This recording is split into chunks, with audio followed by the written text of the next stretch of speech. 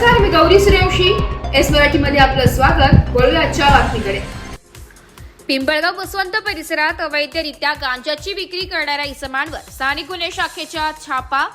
23 kilo 610 gram वजनाचा गांजा या छाप्यात जप्त करण्यात आलाय.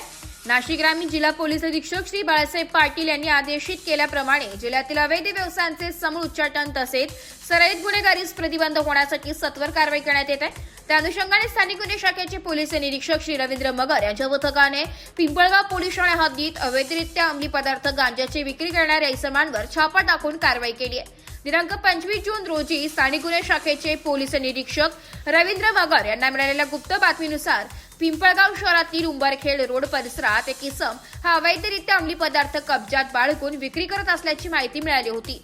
त्याप्रमाणे स्थानिक गुन्हे शाखेचे पथकातील अधिकारी व अंमलदार यांनी सदर ठिकाणी छापा टाकून अंमली पदार्थ गांजाची अवैधरित्या विक्री करणाऱ्या इसम नामे अनिकेत संदीप खेरनार, वयवर्ष 22, राहणार उंबरखेड रोड, भावनगर, पिंपळगाव बसवंत, तालुका निफाड, जिल्हा नाशिक या ताब्यात घेऊन त्याच्या कब्जातून 4,72,200 रुपये किमतीचा 23 किलो 610 ग्रॅम वजनाचा गांजा जप्त केलाय. सदर इसम हा विनापरवाना बेकायदेशीररित्या मानवी मनावर विपरीत परिणाम करणारा गांजा नावाचा अंमली पदार्थ कब्जात बाळगून विक्री करताना मिळून आला असून त्याच्या विरुद्ध पिंपळगाव पोलीस ठाणे येथे गुन्हा दाखल करण्यात आलाय.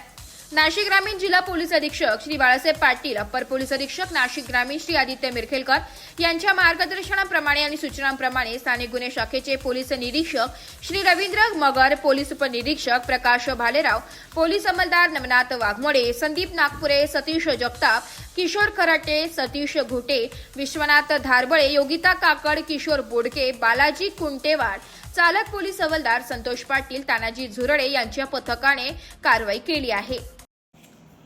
25 तारखेला पिंपळगाव पोलीस स्टेशनच्या हद्दीमध्ये गांजा विक्रीसाठी एक संशयित इसम येणार आहे अशी माहिती मिळाल्यानंतर LCBचे प्रभारी अधिकारी श्री मगर आणि त्यांच्या टीमने सापळा रचला. त्याच्यामध्ये एका व्यक्तीला संशयास्पद अवस्थेमध्ये मिळून आल्यानंतर त्याची झडती घेतली असती, त्याच्या वाहनाची झडती घेतली असता त्याच्यामध्ये 23 किलो गांजा मिळून आला. साधारणतः 4.5 लाख रुपये किमतीचा हे मुद्देमाल आहे. या बाबतीमध्ये पिंपळगाव पोलीस स्टेशन या ठिकाणी गुन्हा दाखल करण्यात आलेला आहे आणि पुढील तपास पिंपळगावचे प्रभारी अधिकारी करत आहेत. एस मराठी न्यूजसाठी सुरेश सुराशे, वणी. अशाच नवीन ताज्या घडामोडी जाणून घेण्यासाठी आमच्या एस मराठी न्यूज चॅनलला लाईक करा, शेअर करा, सबस्क्राईब करा आणि बेल आयकॉनला क्लिक करायला विसरू नका.